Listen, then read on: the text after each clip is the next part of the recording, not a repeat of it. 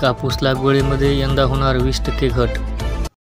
कापसाची गुणवत्ता कमी येत आहे आणि गुलाबी बोंडअळीमुळे कापूस उत्पादन खर्चामध्ये 20% पर्यंत वाढ झाल्याचे शेतकरी सांगत आहेत. कापसापासून मिळणाऱ्या उत्पन्नाच्या तुलनेत इतर पिकांमधून चांगला परतावा मिळत असल्याने शेतकरी कापसाकडे पाठ फिरत आहेत. पंजाब, हरियाणा आणि राजस्थानमध्ये चालू हंगामामध्ये 16 लाख हेक्टर कापूस लागवड झाली होती. पण यंदा या तीनही राज्यातील उत्पादन 3 ते 3.5 लाख हेक्टरने कमी राहण्याची शक्यता आहे.